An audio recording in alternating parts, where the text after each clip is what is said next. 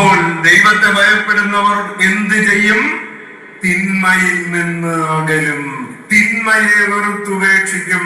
പ്രിയപ്പെട്ടവരെ, നിങ്ങൾക്കറിയാമോ 2025 എത്ര കുഞ്ഞുങ്ങളെയാണ് ഉദരത്തിൽ വെച്ച് കൊന്നതെന്നറിയാമോ?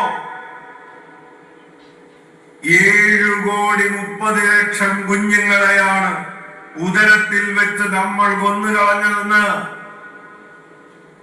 കോവിഡ് വന്ന് മരിച്ചത് എത്ര പേരാണ്?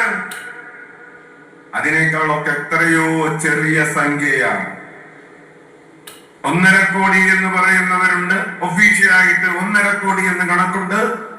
അൺഒഫീഷ്യലായിട്ട്, അതായത് 2020 മുതൽ 2021 അവസാനം വരെയുള്ള ഒരു കോവിഡ് കാലഘട്ടത്തിൽ 2.5 കോടിയോളം പേര് മരിച്ചു.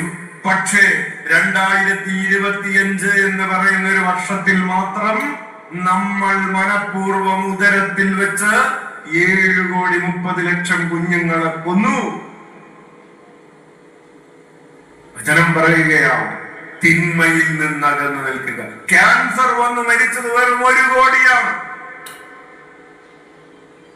നമുക്ക് പേടി ക്യാൻസറിനെയാണ്, നമുക്ക് പേടി കോവിഡിനെയാണ്, നമുക്ക് നമ്മുടെ തന്നെ പ്രവർത്തികളെ പേടിയില്ലെന്നേ. പാമ്പ് കടിച്ച് മരിച്ചതിനെ പേടിയാണ്, സൂര്യാഘാതം വന്നതിനെ പേടിയാണ്,